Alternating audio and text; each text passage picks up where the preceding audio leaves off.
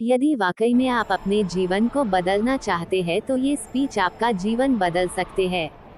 लेकिन तब जब आपको लगे आपके अंदर कुछ बदलने लायक है, सिर्फ तब जब आप उन चीजों को वाकई में बदलोगे जिन्हें बदलने के बारे में आप महीनों सालों से सोच रहे हैं।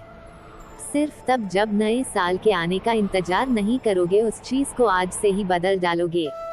आप हर दिन इंतजार करते हैं, ना कि कोई आएगा और आपके ऊपर जादू की छड़ी चलाएगा और आपका पूरा का पूरा जीवन बदल जाएगा। क्या वाकई में आपको लगता है कि ऐसा होगा, या सिर्फ बहानों के तले अपने जीवन को दबाए चले जा रहे हो?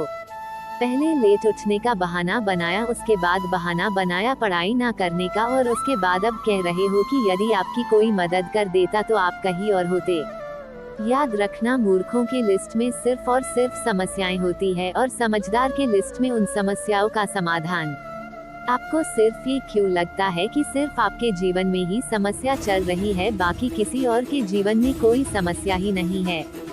अरे थोड़ा बाहर निकलकर तो देखो उन लोगों को जिनके पास सोने के लिए घर नहीं है, वो रोड पर सो रहे हैं। उनके पास ओढ़ने के लिए कंबल नहीं है, ठंड में ठिठुर रहे हैं। अरे उन लोगों को देखिए जिनके पास पैर ही नहीं है, आंखें नहीं है, हाथ नहीं है।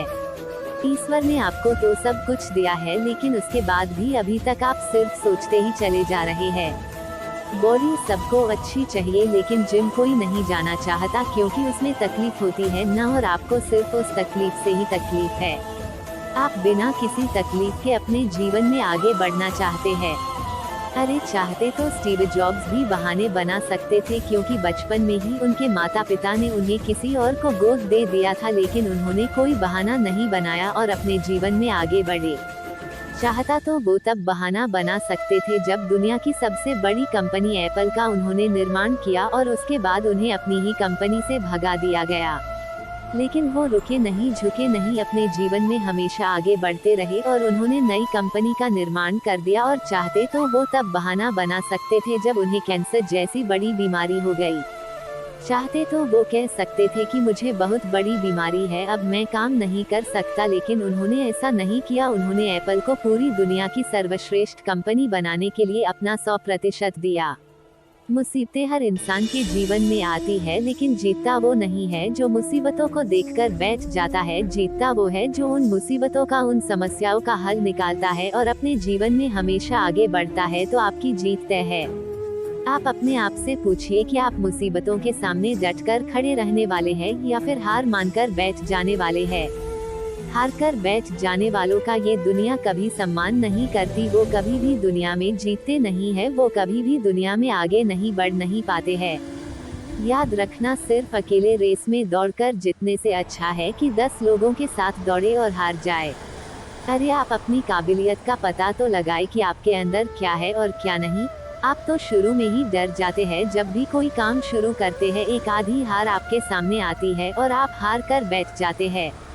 आप अपने आप से प्रश्न क्यों नहीं करते हैं कि आपको आपके जीवन से चाहिए क्या? यदि सिर्फ सोचने से बच्चा पैदा होता तो इस दुनिया में हर एक व्यक्ति सफल होता, हर एक व्यक्ति अमीर होता, उसके पास हर वो चीज होती जो वो चाहता है, लेकिन वाकई में ऐसा नहीं होता है।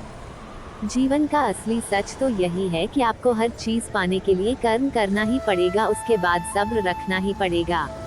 कई बार आप गिरोगे, हारोगे, लोग बुरा भला कहेंगे।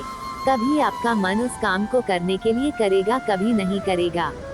लेकिन इस जीवन की रेस में वही आगे बढ़ेगा जो हर मुसीबत का डटकर सामना करेगा और अपने जीवन में सिर्फ आगे बढ़ता रहेगा।